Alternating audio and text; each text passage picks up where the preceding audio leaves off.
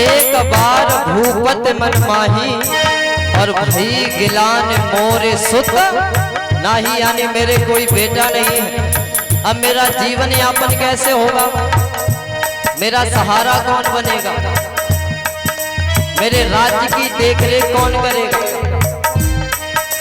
अब आज महाराज राजा दशरथ को अपने गुरुदेव की याद आई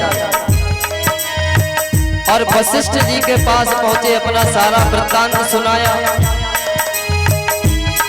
तो गुरुदेव ने कहा, हे राजन धैर्य रखो, तुम एक पुत्र की बात करते हो, तुम्हारे एक पुत्र नहीं 4 पुत्र होंगे। कैसे?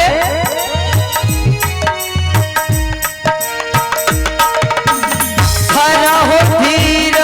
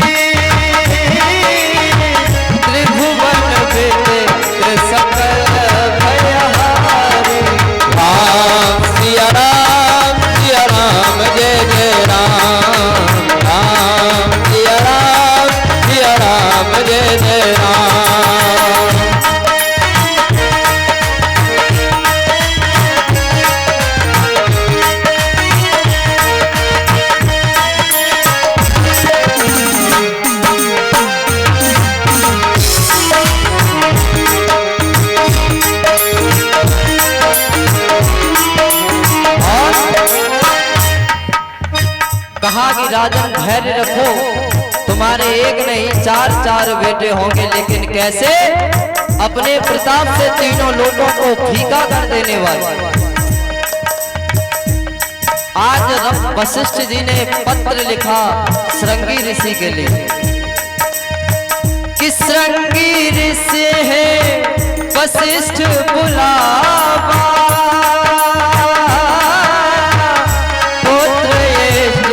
शुभ यज्ञ करावा। राम सिया राम जय जय राम, राम सिया राम जय जय राम, राम सिया राम जय जय राम, राम सिया राम जय जय राम। प्रेम से बोलिए गोविंद भगवान की जय, बोलिए वागे बिहारी लाल की जय हो। जय जय श्री राधे श्याम। कहा, हे राजन धैर्य रखो, तुम्हारे एक नहीं 4 बेटे होंगे। वो भी कैसे? कि अपने इस प्रताप के बल से तीनों लोगों को धवला कर देने वाले, उनके प्रकाश के आगे तीनों लोगों का जो प्रकाश है वो फीका पड़ जाएगा। और हे राजन, तुम्हारा ये काम श्रृंगी ऋषि करेंगे, आप बुलवा लीजिए। तो राजा दशरथ ने कहा, हे प्रभु आप ही बुलवाएं। तो आज वशिष्ठ जी ने पत्रिका लिखी, तो श्रृंगी ऋषि को जब वो पत्र मिला तो वह इनकार नहीं कर पाए और आए। क्यों महाराज? जिस समय रावण का आतंक इस धराधाम पर बहुत बढ़ गया था, तो आकाशवाणी हुई, पता लगा कि अयोध्या नरेश चक्रवर्ती सम्राट राजा दशरथ के वीर से जो संतान होगी वही मेरा काल होगा। तो रावण ने सोचा, जिस समय राजा दशरथ का कौशल्या मैया के साथ विवाह तय हुआ तो उसने पहले तो क्या किया, कौशल्या मैया का हरण किया और एक बक्से में बंद करके एक नदी में प्रवाहित कर दिया। इधर से राजा दशरथ बारात लेकर जा रहे थे तो रास्ते में ही रावण ने आक्रमण किया और राजा दशरथ की सेना तितर बितर कर दी। राजा दशरथ भी घायल हुए। अब तो ये निसंकोच होके जाने लगा। उसी नदी के किनारे पर राजा दशरथ अपना बैठे हुए थे, विचार कर रहे थे। इतने में क्या देखा कि नदी के बहाव के साथ एक बड़ा सा बक्सा बहता हुआ आ रहा है।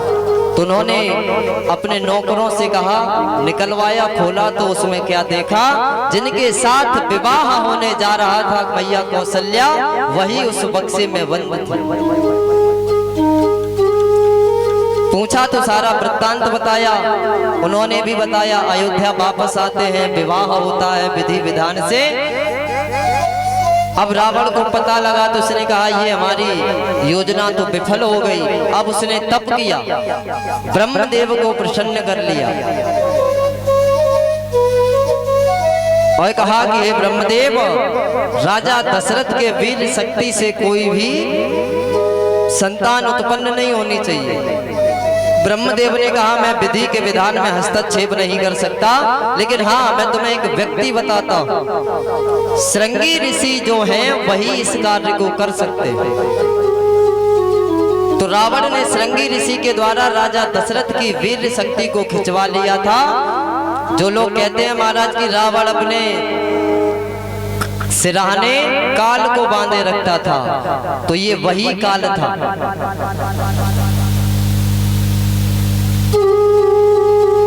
दूसरा विवाह हुआ, तीसरा विवाह हुआ, कोई संतान नहीं हुई। तो इसीलिए महाराज जो काम बिगाड़ सकता है वही बना सकता है। इसीलिए वशिष्ठ जी ने श्रृंगी ऋषि के लिए पत्र भेजा। तो श्रृंगी ऋषि आए, उन्होंने यज्ञ प्रारंभ किया। वशिष्ठ जी के संरक्षण में वह यज्ञ संपन्न होता। आजकल महाराज देखो, यज्ञ हवन होते हैं तो इतनी देख रेख नहीं करते, लेकिन जिस समय राजा दशरथ यज्ञ करवा रहे थे और त्रिकालदर्शी वशिष्ठ ऋषि और श्रृंगी ऋषि और अन्य भी मौजूद थे, उनके देख रेख होने के बावजूद भी राजा दशरथ कहते हैं कि हे गुरुदेव, बहुत विधि विधान का ध्यान रखना, क्योंकि ब्रह्म राक्षस बहुत तेज होते हैं। यदि उन्हें पूजा में कहीं छोटे से भी छिद्रनजर आ जाते हैं तो वो प्रवेश करके तुम्हारा वो कार्य विफल कर देते हैं। लेकिन आज के महाराज ब्राह्मणों को देख लो और अन्य विगत जो ब्राह्मणों से हटके हैं, जो ये कार्य करते हैं पांडित्य कर्म का, उनका तो कहना ही क्या। जिन जिन बातों का निषेध किया गया है उन्हीं बातों को अपनाते हैं। ये तुम अपनी उन्नति नहीं कर रहे हो, सनातन धर्म को पतन की ओर बढ़ा रहे हो।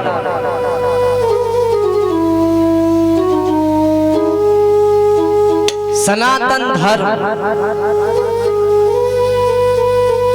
सनाधन तन यानी मिला हुआ, एकत्र।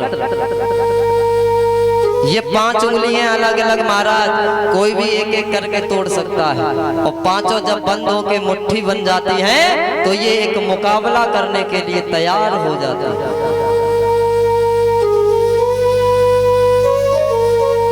जितने भी धर्म तो महाराज केवल एक ही है, जो है सनातन धर्म यानी हिंदू धर्म। बाकी के जितने भी वो सब पंथ हैं, मजहब हैं, धर्म नहीं कह सकते उन्हें। और महाराज चादर और फादर के चक्कर में अगर पड़ गए तो तुम्हारा उद्धार आजीवन पर्यंत नहीं हो सकता। आजकल महाराज 2 बोरी चावल 500 रुपया में धर्म परिवर्तन हो रहा है। वो आके तुम्हारा माइंड इस तरह से ब्रेन वॉश करते हैं कि तुम्हें तुम्हारे ही सनातन धर्म को नीचा दिखाते हैं और अपने कैटेगरी में ले जाते हैं। इनसे सावधान रहो। और स्वप्न में भी यदि कोई मनुष्य अपने धर्म के सिवाय दूसरे धर्म के प्रति सोचता है तो उसका परिणाम बहुत भयानक होता है। कि स्वधर्मे निधिनम श्रेय पर धर्मो भया भया। अपना धर्म ही सर्वश्रेष्ठ धर्म है, बाकी कोई दूसरा धर्म है ही नहीं, सब पंथ है, मजहब। जिस प्रकार ये पीपल का वृक्ष खड़ा है, इसकी शाखाएं तो अनेक हैं लेकिन इसकी पिंडी एक है। तो इसका जो मूल तत्व है, जो मूल वृक्ष है, वही है सनातन धर्म। और जो अनेकों शाखाएं हैं वो इसी सनातन धर्म की निकली हुई मजहब पंथ है। अलग अलग रास्ते हैं उस प्रभु को पाने के लिए, लेकिन उस धर्म की आड़ में अधर्म होता। अब भी समय है, जाग जाओ, नहीं तो महाराज जहां पर इनकी बहुतायत संख्या होती है ना, वहां जीना हराम कर देते हैं। तुम तो कहते हो गंगा जमुना तहजीब भाईचारा, भाई तो वो है, चारा तो तुम्हें बनाते हैं हमारा, और तुम बनते हो। घर में लाओगे बिठाओगे, वो एक मजहब ऐसा है महाराज जिसमें पता नहीं कौन कौन सी, बोलने में भी यहां से भद्दा नजर आता है। वो अपनी सगी माँ के जो बेटी होती है यानी बहन, उसको भी नहीं छोड़ते, बहन नहीं मानते। तो तुम्हारे बहन को कैसे बहन की दृष्टि से देखेंगे? अब भी सुधर जाओ। एक एक बेटी के महाराज 36-36 टुकड़े करके बैग में पैक करके फ्रिज में लगा देते और एक एक करके फेंकते। और समझाओ तो यही कहती हैं सेल्फ डिफेंस में कि मेरा अब्दुल ऐसा नहीं है। तो उससे पहली वाली ने भी यही कहा था कि मेरा वाला ऐसा नहीं है, लेकिन उसका क्या हुआ? 36 टुकड़े हुए महाराज। अपनी सभ्यता, संस्कृति और समाज की सभ्यता को, अपने माँ बाप दादा परदादा की इज्जत को बरकरार बनाए रखो। महाराज पुत्र पुत्री, सुपुत्र सुपुत्री निकलेंगे या कुपुत्र या कुपुत्री निकलेंगे, इसकी पहचान तरुण अवस्था में होती है। क्यों? जिस समय बेटी या बेटा तरुण अवस्था में होते हैं महाराज, जिस व्यक्ति ने अपनी जवानी को सुधार लिया तो महाराज उसका बुढ़ापा स्वतः ही सुधर जाए। क्योंकि बिगड़ने की स्टेज यही तरुण अवस्था होती है। यही अगर तुमने अपने उस बेटा या बेटी को संस्कार दिए होते मेरे प्यारे, तो आज ये नौबत ही ना आती। आज मैं फोन चला रहा था महाराज, लेटा लेटा, तो उसमें एक वीडियो देखा, एक रजिस्टर जहां पर महाराज कोर्ट मैरिजें होती है ना, उसके अंदर एक बेटी एक विधर्मी के बहकावे में आकर कोर्ट मैरिज कर रही थी। उसके माँ बाप उससे मना करते हैं, समझाते हैं। उसके बाप ने अपनी पगड़ी उतार के उसके चरणों में रखी, लेकिन उसने फिर भी नहीं माना। अरे ऐसी संतान से तो अच्छा है कि निसंतान बने रहो। जो अपने माँ बाप की इज्जत को, जो अपने घर परिवार की इज्जत को इज्जत ना समझे, ऐसी संतान से तो निसंतान होना ही बेहतर है। जिन माँ बाप ने, जिस माँ ने तुझे 9 महीने अपने उदर में रखा, इतने कष्टों को सहा, तुझे पाला, बड़ा किया, पढ़ाया लिखाया, तुझे इस काबिल बनाया कि तू कुछ कर सके, आज तूने उसके बदले में क्या परिणाम दिया?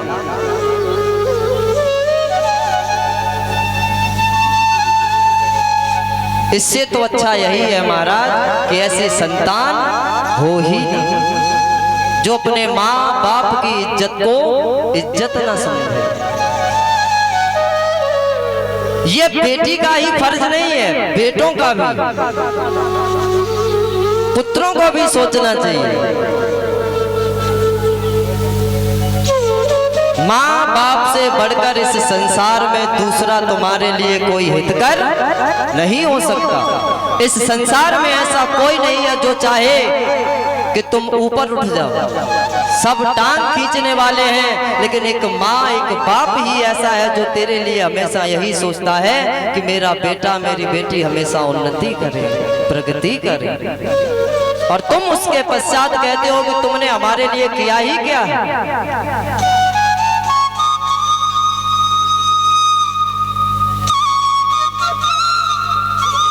इसीलिए महाराज कहता हूं अब भी कुछ नहीं बिगड़ा, अब भी समझ जाओ। यदि सुबह का भूला शाम को घर वापस आ जाता है तो भूला हुआ नहीं कहते। अपनी गलतियों को स्वीकार करो, क्षमा मांग लो। माँ बाप का हृदय इतना सुकोमल होता है कि वो तुम्हें क्षमा अवश्य करेंगे, अपनाएंगे।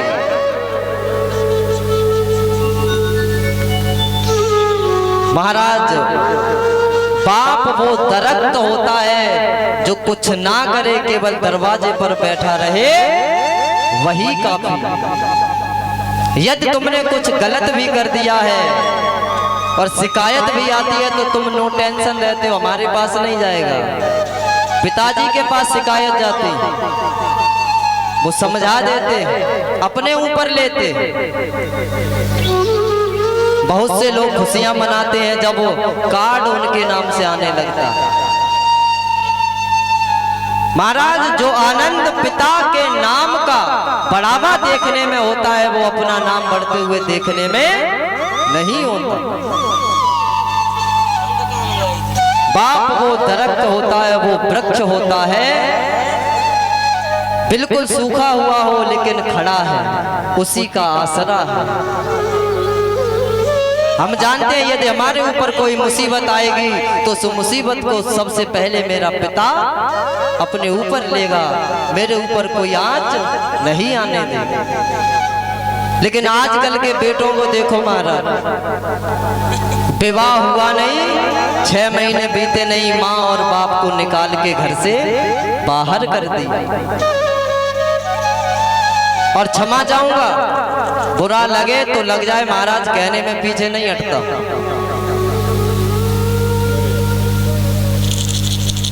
जो माताएं अपने मायके से विवाह होने के पश्चात ज्यादा कांटेक्ट में रहती हैं महाराज, उनका घर कभी अच्छे से चल नहीं सकता।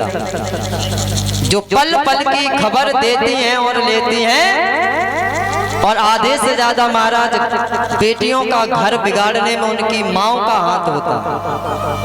हाँ जी के ना जी बोलिए, माओ का हाथ होता। जरा सी खटपट हुई नहीं महाराज, जिस घर में 4 बर्तन होते हैं तो वो अवश्य खटकते। थोड़ी सी खटपट क्या हो गई अनबन, तुरंत फोन घुमा दिया, बैग पैक करके चली ऐसे तो हम कोर्ट में देखेंगे, इसकी नानी याद दिला देंगे, तू आ जा बस। फिर काटो चक्कर, फिर हालत वही होती है महाराज, धोबी का कुत्ता घर का रहता है और ना घाट का। इनकी मानसिकता देखना कैसी होती है। ससुराल में जाती हैं तो अपने पति से कहती हैं कि अपने माँ बाप को वृद्धाश्रम छोड़ाओ, और खुद के माँ बाप पर यदि ये बीते फिर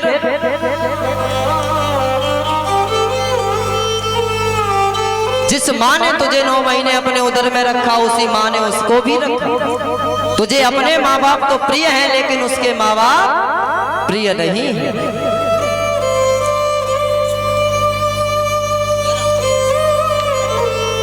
एक स्त्री ने महाराज कहा कि यदि लड़कियां चाहें अपने माँ बाप की सेवा करें तो महाराज इन्हें वृद्धाश्रम जाने की आवश्यकता न पड़े। तो उस पर एक लड़के ने बहुत सुंदर जवाब दिया, कहा कि यदि लड़कियां ही अपने सास और ससुर को माँ बाप समझ ले तो इस संसार में महाराज वृद्धाश्रम बनाने की आवश्यकता ही ना पड़े। लेकिन नहीं सोचते, सोचना पड़ेगा, और नहीं सोचोगे महाराज तो पतन का मार्ग प्रशस्त हो रहा है।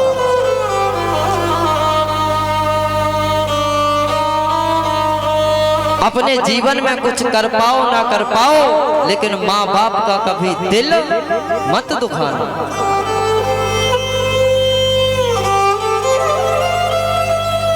माँ बाप की सेवा तो महाराज मेरे राम ने भी की, मेरे श्याम ने भी की।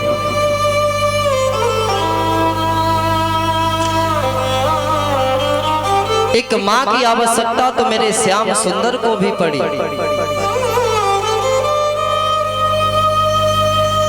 राम जी को भी पड़ी। आए इस संसार में तो उन्होंने ये दिखाया कि जीवन जिया कैसे जाता। राम कथा हमें जीना सिखाती है और भागवत कथा हमें मरना सिखाती है। राम कथा से ये हमें शिक्षा मिलती है कि एक भाई का भाई के प्रति कैसा व्यवहार होना चाहिए, एक माँ का एक पुत्र के प्रति कैसा व्यवहार होना चाहिए, एक बेटे का एक माँ और बाप के तरफ कैसा व्यवहार होना चाहिए, एक देवर का एक भाभी के प्रति क्या व्यवहार होना चाहिए। जीवन कैसे जिया जाए, रिश्ते कैसे मजबूत रखे जाएं, ये हमें राम कथा सिखाती है। और हमें अपना ये 3.5 हाथ का जो काया रूपी शरीर है, इसका उद्धार कैसे किया जाए, यानी मृत्यु को कैसे सुधारा जाए, ये हमें भागवत कथा सिखाती है।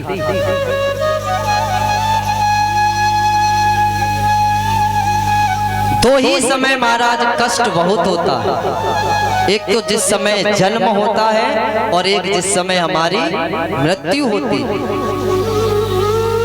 जब जन्म होता है बालक 9 महीने माँ के गर्भ में उल्टा लटका होता है और निरंतर उस प्रभु का ध्यान करता है और प्रार्थना करता है, कहता है, हे गोविंद मुझे इस नरक से बाहर निकालो, मैं तुम्हारा आजीवन एहसान नहीं भूलूंगा, तुम्हारा भजन करूंगा, भक्ति करूंगा।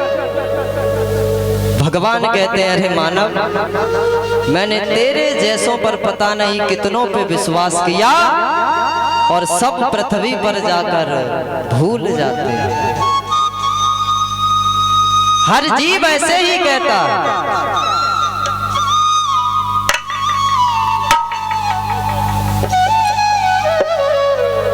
जब जन्म होता है तो कितने कष्टों का सामना करता है, और जब मृत्यु होती है तब भी अपार कष्ट होता है। अब इन 2 चीजों में से एक चीज को यदि तुमने सुधार लिया, चाहे जन्म सुधार लो चाहे मृत्यु सुधार लो। अब जन्म तो सुधर नहीं सकता क्योंकि हो चुका है, वो तो कष्ट झेल गए। अब क्या बचा? मृत्यु। तो मृत्यु को महाराज सुधारा जा सकता है उस प्रभु का भजन करके, भक्ति करके।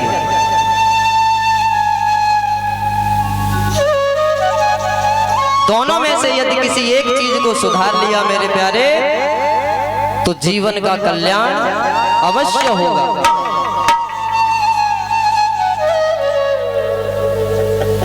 प्रेम से बोलिए गोविंद भगवान की, बोलिए बांके बिहारी लाल की। आज श्रृंगी ऋषि ने वशिष्ठ जी के संरक्षण में महाराज वो यज्ञ संपन्न किया, और उस यज्ञ से जो हव्येष्टि निकली, अग्निदेव प्रकट हुए और एक पात्र में हव्येष्टि लेकर ऊपर आए और वो उन्होंने श्रृंगी ऋषि को दी। श्रृंगी ऋषि ने वशिष्ठ जी को दे दी। वशिष्ठ जी ने राजा दशरथ को बुलाया और उनके हाथ पर रखा और कहा कि राजन लो, इसे अपनी रानियों को खिला देना। नियम बतला दिए। राजा दशरथ गए, तीनों रानियों को बुलाया और जितना भाग था उसमें से आधा लिया, कौशल्या मैया के हाथ पे रख दिया कि उभय भाग कौशल्य दीना। यानी जो भाग था उसको आधा किया और कौशल्या मैया के हथेली पर रख दिया और जो बचा उसके फिर 2 भाग किए। उसमें से एक भाग उठाया वो मैया कैकेयी के हाथ पे रखा और जो भाग बचा उसके 2 भाग किए, एक भाग कौशल्या और एक भाग कैकेयी को दिया और कहा कि लो, ये एक भाग अपनी छोटी बहन सुमित्रा को दे दो। तो उन्होंने अपने में से एक भाग लिया, दोनों सुमित्रा